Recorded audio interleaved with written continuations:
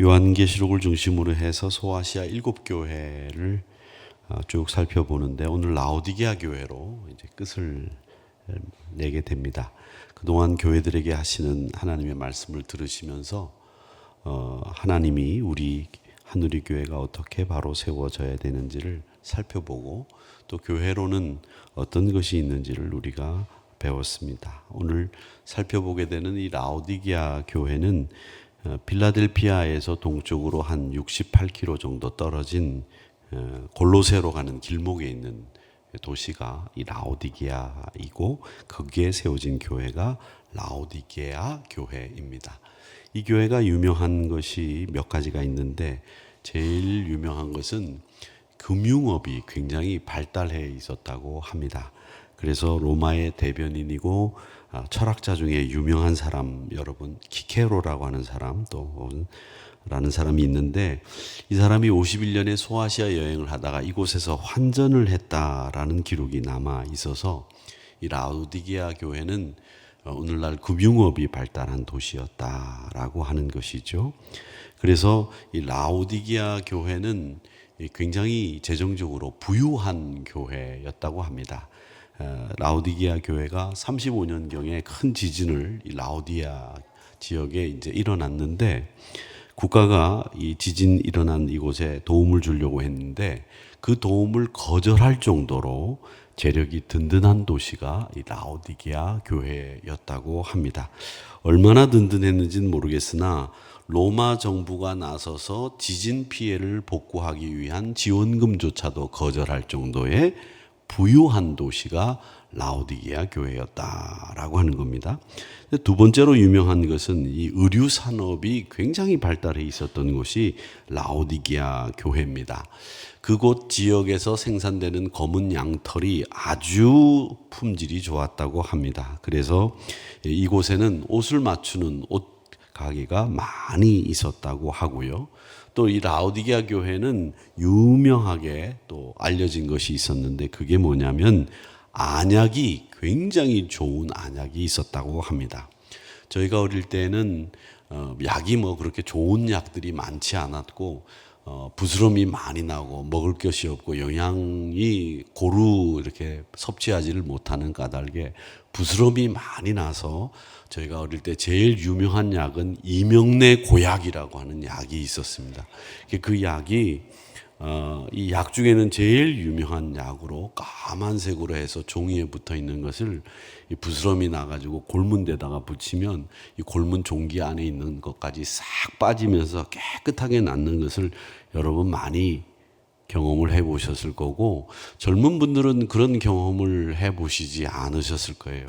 그런 약들이 요즘에는 이제 없고 워낙 이제 잘 드셔서 부스럼 나는 아이들도 없지만 예전에는 이 마른 버짐도 많이 났고 또 머리에 부스럼도 많이 나서 부스럼 때문에 머리를 깎고 다니는 아이들도 있었습니다. 그렇다고 제가 시골에서 학교를 다닌 게 아니라 저도 서울에서 학교를 다녔는데 서울도 그랬습니다. 뭐 시골이 더 부유했다라고 하는 말도 있는데 어쨌든 예전에는 그렇게 우리나라가 못 살았는데 유명한 약들이 몇 가지가 있었습니다. 그렇듯이 이 라오디게아는 안약이 굉장히 유명했다고 합니다. 그래서 눈병을 고치러 오는 사람들이 많아서 오늘 말씀에도 보면 여기에 안약을 사서 눈에 발라 보게 하라 라는 말씀이 18절 말씀에 나오는데 이 이야기는 괜히 나온 이야기가 아니었다라고 하는 겁니다.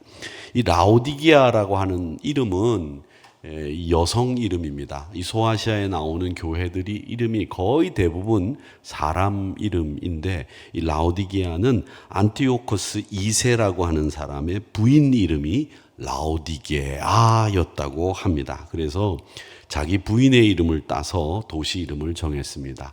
요즘도 그런 일이 있을런지는 모르겠습니다만은 사람 이름을 따서 도시 이름을 짓는 경우는 없고 미국 같은 경우에는 대통령 이름을 따서 공항 이름을 짓는 경우들이 많습니다. 레이건 대통령 공항 있고 또 존 F 케네디 공항이 있고 이렇게 이 대통령의 이름을 딴 공항 이름들이 많이 있고 또 이탈리아에 가면 이 다빈치라고 하는 이탈리아 유명한 사람의 이름을 딴 공항이 있지요. 그렇듯이 이 외국 사람들은 이름을 딴 도시나 이름을 딴 공항 이런 것들을 만드는 것을 굉장히 즐겨했습니다. 그래서 이 라오디게아도 바로 백성의 공의, 백성의 옳은 판단이라고 하는 이름의 뜻을 가진 안티오코스 2세 부인의 이름으로 따서 라오디게아라고 했습니다.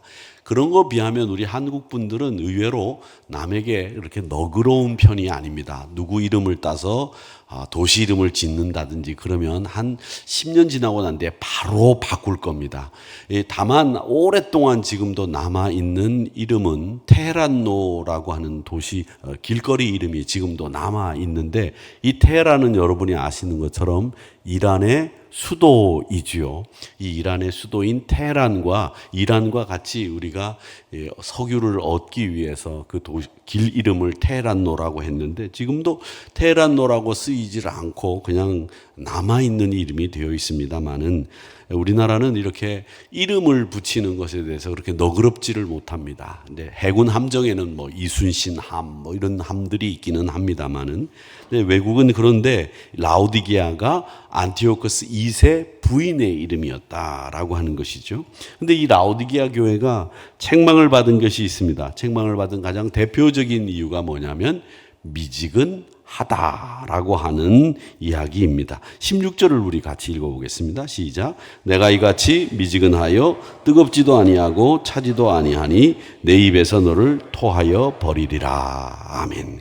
라오디게아 교회는 칭찬이 없는 교회입니다. 책망만 있는 교회가 라오디게아 교회다 이렇게 생각을 하시면 되겠는데 그만큼 별로 그렇게 본받아야 될 일이 없는 교회라고 생각을 하시면 되는데 이 미지근하다라는 말도 이 라오디게아 교인들은 굉장히 이해하기가 쉬웠던 것이 라오디게아라고 하는 이 시에는 세 종류의 물이 흘렀다고 그래요. 세 종류의 물이 흘렀는데 하나는 북쪽으로 한 10km 정도 떨어진 곳에 교회 이름은 안 나와 있지만 교회가 있었던 히에라볼리라고 하는 곳이 있습니다. 그곳에서 온천수가 뜨거운 물이 흘러내려왔다고 합니다. 이 온천수가 보통 60도 정도만 되면 뜨거운 물이 되죠. 그런데 우리나라는 한 40도만 돼도 온천수라고 그렇게 인정을 한다고 하는데 일본은 65도인가요? 60도인가요? 저희보다 온천수의 기준이 더 높죠. 그래서 일본 온천수가 더 좋다고 하는데 이 히에라볼리에서 내려오는 라오디게아 교회로 내려오는 온천수가 섭씨 90도였다고 합니다. 그러니까 거기는 손 넣으면 바로 디일 정도의 뜨거운 물이 흘러내려왔으니까 굉장히 뜨거운 물이 있었겠죠. 또 하나는 이 라오디게아 동쪽 24km 지점에 골로새로 가는 그 길목에서 산에서 흘러내려오는 아주 차가운 물이 흘러내려온다고 합니다. 그래서 이 골로새로 가는 길목에 있는 산에서 내려오는 냉수 그리고 이 히에라볼리에서 내려오는 90도에서 얻어지는 온천수가 합쳐지면서 물이 미지근해지는데 이 골로새에서 가죽 공장들이 있었는데 그 가죽 공장 폐수가 흘러나오면서 또 같이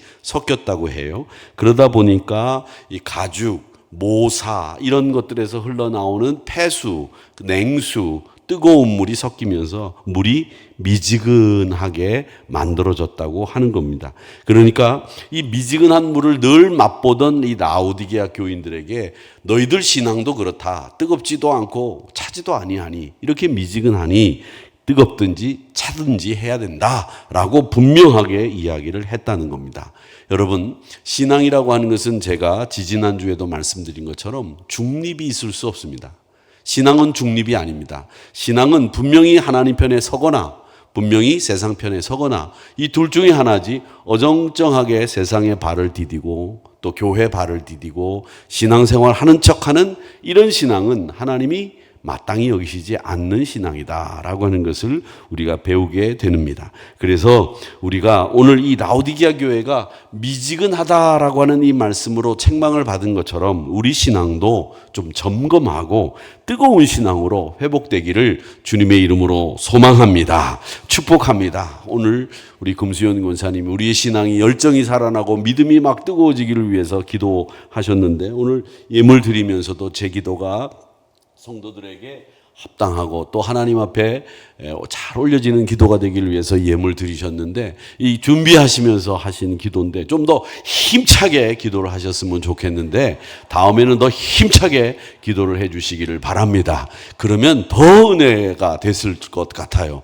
그런데 기도 내용은 너무 좋은데 너무 이렇게 새색시처럼 기도를 하셔서 이거 참 좋은 기도를 왜 이렇게 새색시처럼 하실까 이런 생각이 드는데 우리 권사님이 새색시에서 조금 지난 나이이기는 합니다만은 어쨌든 아주 기도가 참 좋았습니다. 그런데 우리가 신앙생활은 뜨겁게 해야 되는 겁니다. 열정적으로 하는 겁니다. 그렇다고 해서 뭐 펄펄 뛰라는 얘기가 아니라 하나님 안에서 우리의 신앙이 무언가 분명하고도 확고한 이 믿음의 기준이 서 있어야 되는데 우리가 그렇지 못하면 하나님 앞에서 우리가 책망받을 일밖에는 없다. 그러니 라오디게아 교회를 잘 본받기보다는 반면교사로 삼아서 라오디게아 교회 같지 않은 이 뜨거운 신앙의 주인공들이 되시기를 주님의 이름으로 축원합니다. 그다음 미지근하다는 말은 무슨 뜻이냐면 이 미지근하다는 말은 우리 신앙생활에 적용해 보면 네 가지 특징이 있습니다. 그 네 가지 특징은 뭐냐? 하나는 자만이고 물질을 위주로 생각하는 것이 이 미지근한 신앙의 대표적인 현상입니다. 물질의 풍요가 황금 만능주의를 낳았고 스스로 부유하다고 생각을 했다는 것이 라오디게아 교회의 문제입니다.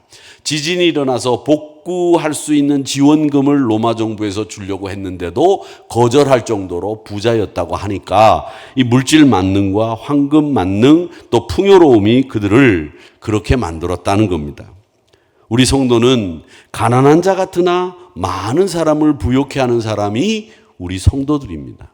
성도들은 가난한 것처럼 보이지만 사실은 많은 사람들에게 마음도 또 우리의 삶도 풍요롭게 만드는 사람, 이것이 우리 성도들의 삶이라는 것을 여러분 잊지 마시기를 바랍니다. 물질의 풍요가 좋습니다. 물질의 풍요가 나쁠 수 없죠. 물질의 풍요가 좋습니다만은 이 물질의 풍요가 영적인 안일로 이어지지 않도록 늘 각성하고 조심하셔야 됩니다. 내가 많이 가지고 있다고 해서 그것이 좋기는 하나 그것이 다 내 것이 아니고 하나님의 것도 있고 부모님의 것도 있고 교회 것도 있고 이웃의 것도 있고 이걸 기억하시면서 그 풍요로움을 안일로 영적인 안일로 잊지 마시고 항상 그 풍요를 가지고 하나님을 섬기고 이웃을 섬기고 우리가 해야 될 일들을 마땅히 잘 감당하는 이런 영적인 풍성함으로 이어나가는 여러분의 물질의 풍요가 되시기를 주님의 이름으로 축복합니다. 또 미지근하다는 것은 이 말은 이 자급자족을 얘기합니다. 자급자족이라는 말은 뭐냐면 나 혼자 다 할 수 있다라는 생각입니다. 여러분, 나 혼자 뭐든지 다 할 수 있다고 생각하시는 분들 생각을 고쳐 잡수시기 바랍니다. 나 혼자 할 수 있는 건 사실 아무것도 없습니다. 정말 없습니다. 정말 없습니다. 정말 혼자 할 수 있다고 생각하는 분들은 생각을 지금 고쳐 잡수셔야 돼요. 근데 신앙생활도 그렇고 가정생활도 그렇고 직장생활도 그렇고 나 혼자 할 수 있다고 생각하는 분들이 의외로 신앙인들 가운데 많이 있어요. 없습니다. 저 혼자 어떻게 합니까? 우리 부목사님들이 계시고 전도사님들이 계시기 때문에 저도 하는 거예요. 여러분도 마찬가지입니다. 집에 가면 권사님 계시고 집사님 계시고 아들들이 있고 다 이렇게 나를 돕는 분들이 직장에 가도 있고 어딜 가도 있기 때문에 우리가 지금 여기 있는 거죠. 어떻게 우리 혼자 할 수 있겠습니까? 그러니까 이 혼자 할 수 있다는 생각은 미지근한 신앙으로 만드는데 가장 이 원인이 큰 원인이 바로 이 혼자 할 수 있다는 생각입니다.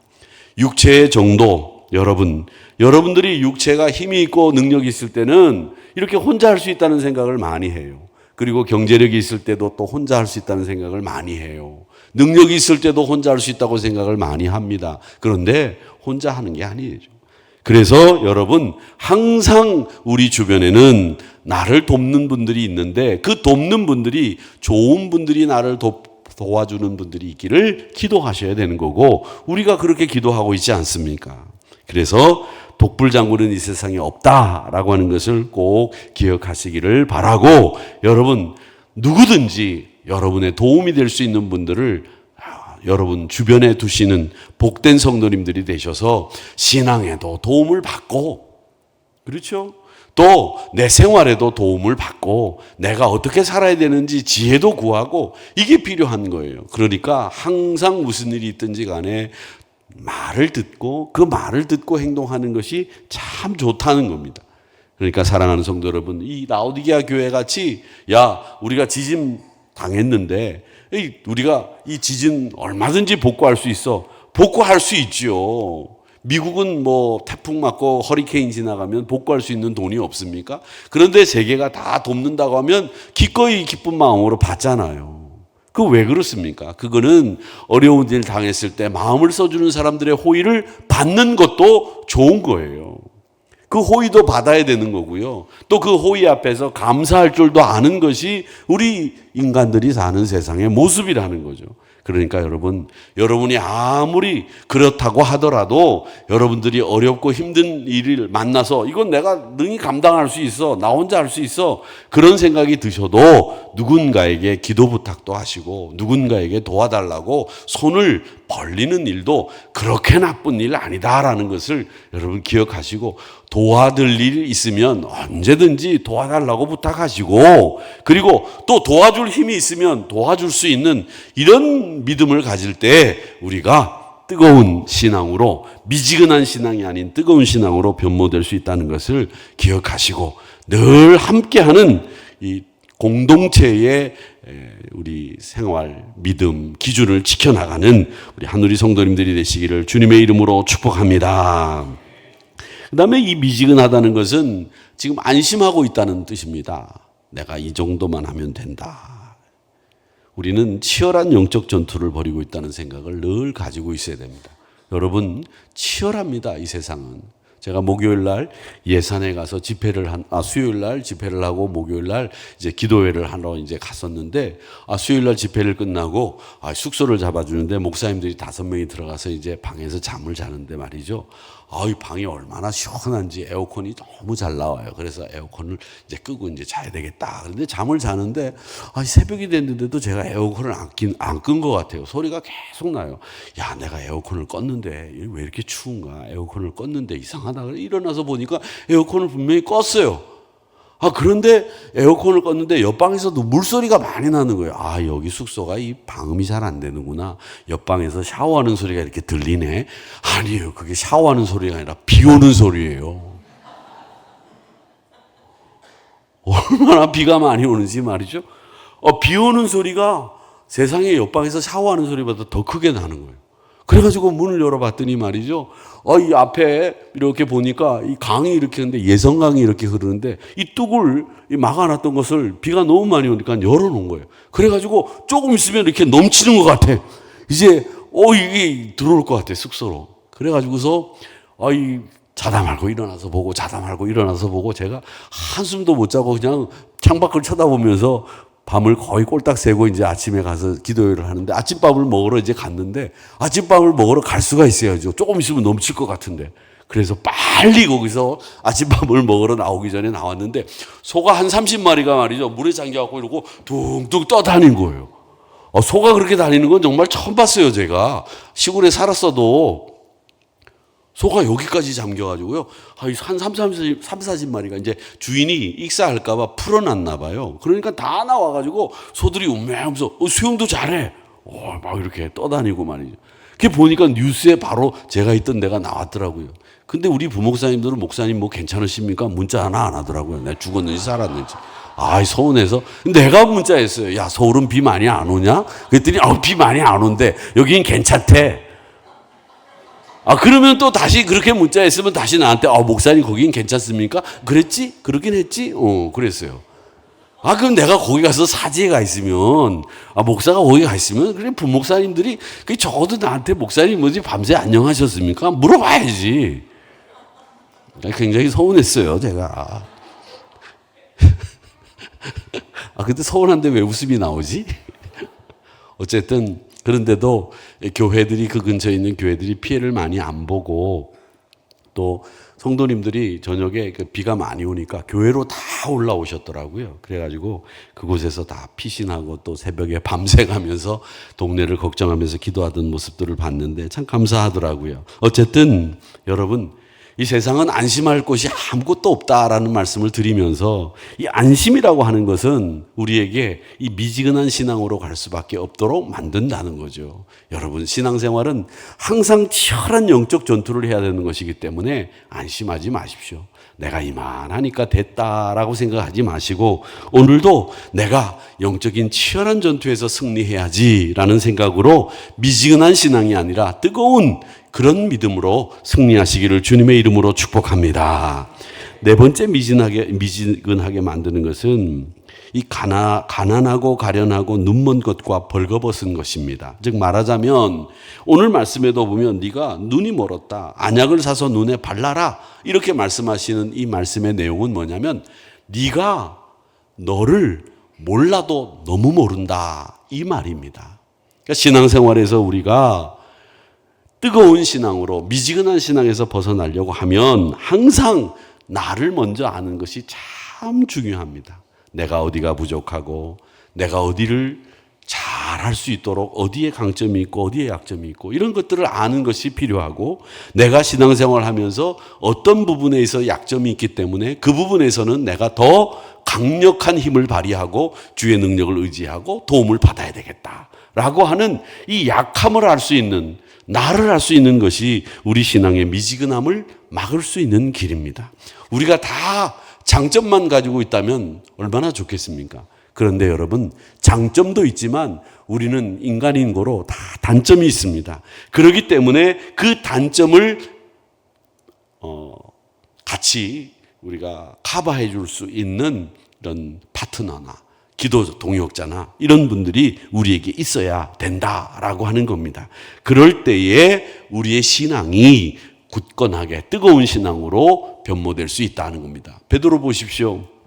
주님이 마지막 만찬을 할 때 너희 중에서 나를 팔 사람이 있다. 너희 중에 나를 부인할 사람이 있다. 이렇게 얘기할 때 얼마나 자신만만했습니까? 아이 무슨 소리를 그렇게 하십니까? 아이 걱정 없습니다. 우리가 사람들이 다 버려도 우리는 그런 일 없습니다. 저는 특별히 그런 일 없습니다. 주님 걱정하지 마십시오. 제가 뭐 어떤 일이 있어도 주님을 지켜내겠습니다. 뭐 이렇게 큰 소리를 팡팡 쳤습니다. 그런데 그는 자그마한 작은 소녀 앞에서 예수님을 3번씩이나 모른다고 부인하고 절망에 빠졌습니다. 여러분, 교회에 이 라오디게아 교회에 주신 가장 주된 책망의 내용은 뭐냐? 17절입니다. 같이 읽어보겠습니다. 시작. 내가 말하기를 나는 부자라 부요하여 부족한 것이 없다 하나 내 곤고한 것과 가련한 것과 가난한 것과 눈먼 것과 벌거벗은 것을 알지 못하는도다. 아멘. 그게 모르는 거예요.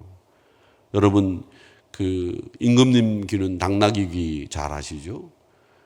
그 양반 당나귀 귀 또 벌거벗은 임금 이야기 다 아시죠? 그 이야기들이 다 우리에게 주는 교훈이 뭡니까? 자기는 좋은 옷을 입었다고 생각했는데 사실은 옷을 안 입은 거였잖아요. 자기를 모르는 거예요. 자기에게 도취돼 가지고 자기가 어떤 처지에 있는지를 모르는 거죠. 여러분, 이 나는 부자고 나는 부요하고 나는 부족함이 없다. 그런데 너희들이 제대로 너희를 모르는구나.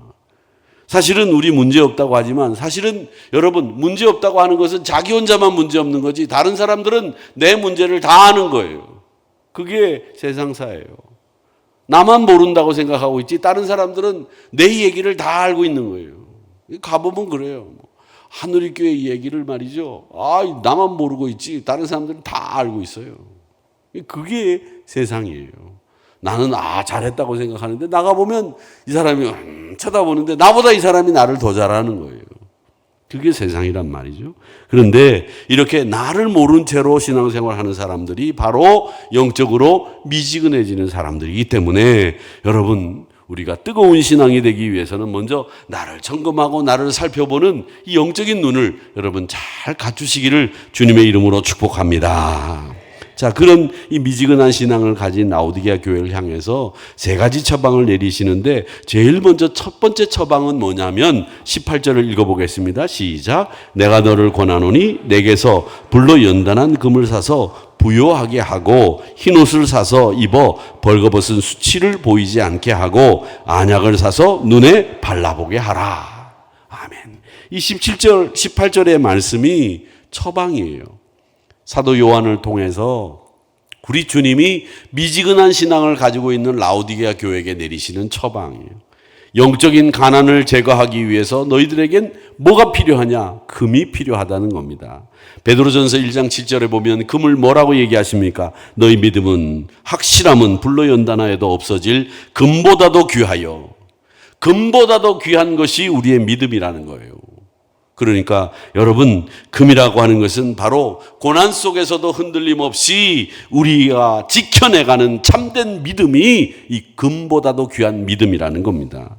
불로 연단한 금 같은 믿음, 그것을 가져야 영적인 부요함을 누릴 수 있다, 이 말씀을 하고 있는 겁니다. 그래서 고난을 통과하고 시련을 통과하고 하나님의 뜻대로 살아갈 수 있는 능력의 사람이 되는 것, 그게 바로 영적인 부요함을 누릴 수 있는 불같은 금을 사는 일이다, 이렇게 말씀하셨습니다. 욥기 23장 10절 말씀 여러분 잘 아시죠? 그러나 내가 가는 그 길을 그가 아시나니 그가 나를 단련하신 후에는 내가 정금같이 되어 나오리라. 지금 말씀에는 순금이라고 되어 있지만 정금같이 되어 나오리라.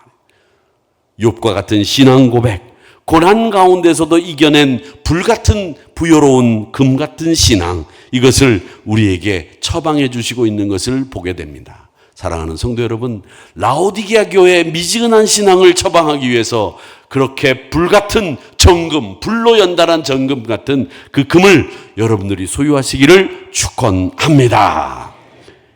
그 다음에는 또 하나, 오늘 여기 말씀해 보면 우리에게 뭐라고 얘기하시냐면 두 번째 처방은 흰옷을 사서 입어라, 이렇게 이야기를 합니다. 여러분, 흰옷은 깨끗함을 연상하는, 그리고 우리 주님이 우리에게 입혀주신 옷, 이런 것들이 생각이 나실 겁니다. 요한계시록 7장 14절에도 말씀해 보면 어린 양의 피에 그 옷을 씻어 희게 되었다. 우리가 주님의 보혈로 정결함을 받아 흰 옷을 입게 됐다라는 이야기입니다. 그러니까 용서받고 회개한 성도들의 모습을 흰옷 입었다, 이렇게 이야기를 합니다. 그러니까 성도들이 입을 옷은 흰옷인 줄로 믿습니다. 이번 주일날 다 흰옷을 입고 오는 그런 어리석음은 범하지 마시기를 바랍니다. 예수님의 피 묻은 옷, 피 묻은 옷을 통해서 우리가 깨끗하고 정결하게 살 수 있다. 그러니까 우리가 회개하고 또 용서함 받고 항상 흰옷 입은 사람들과 같이 이런 사람을, 이런 신앙을 우리가 누릴 때에 하나님께서 흰옷 입은 사람들에게 뜨거운 신앙을 허락해 주신다. 그러니 너희들 늘 흰옷을 입거라, 이렇게 말씀하셨습니다. 그 흰옷을 입는 사람들의 모습을 에베소서 4장 22절에서부터 23절, 24절에 나옵니다. 너희는 유혹의 욕심을 따라 썩어져가는 모습을 따르는 옛사람을 벗어버리고, 그렇게 말씀하셨죠. 심령이 새롭게 되어 하나님을 따라 의와 진리와 거룩함으로 지으심을 받은 새 사람을 입으라, 이겁니다. 이게 바로 새로운 뜨거운 신앙의 주인공이라고 하는 겁니다.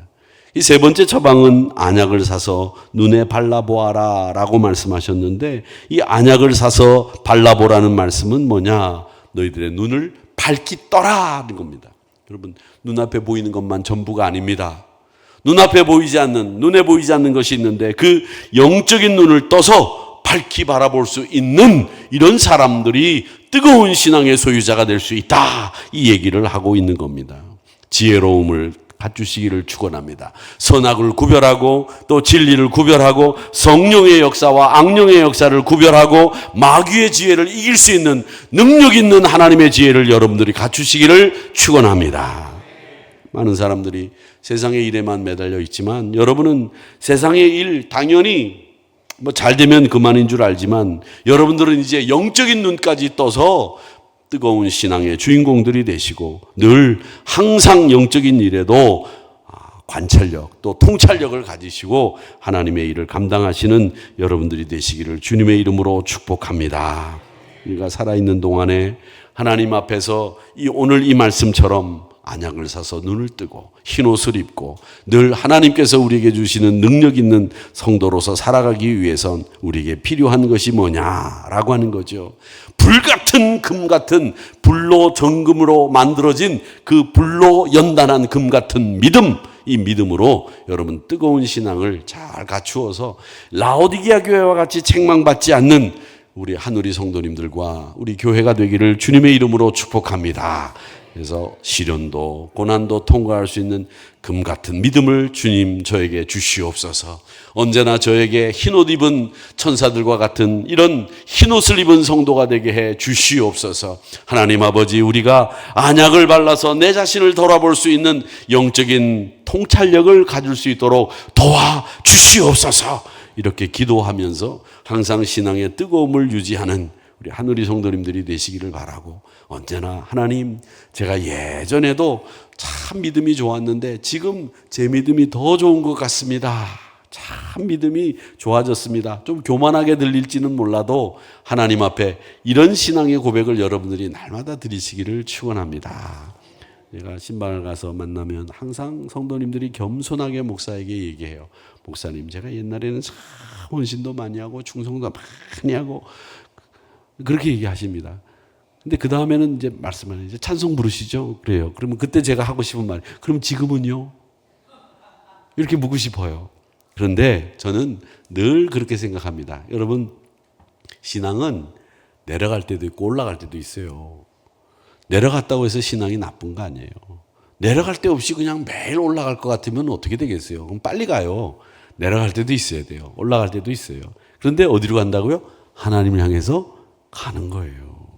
그러니까 내려갔다고 실망하지 마시고 다시 안약을 바르시고 불로 단련한 이 정금 같은 믿음을 가지시고 항상 흰 옷을 입고 살기를 바라면서 뜨거운 신앙을 가지고 앞으로 올라갔다 내려갔다 하지만 앞으로 전진하는 그런 신앙의 주인공들이 다 되시기를 주님의 이름으로 축복합니다. 그래서 오늘도 승리하자 이렇게 각오를 다지시고 여러분 삶 속에서 항상 아름다운 열매들이 주렁주렁 맺히는 복된 성도님들이 다 되셔서 아름다운 하나님의 칭찬을 받는 그런 성도님들이 다 되시기를 바랍니다.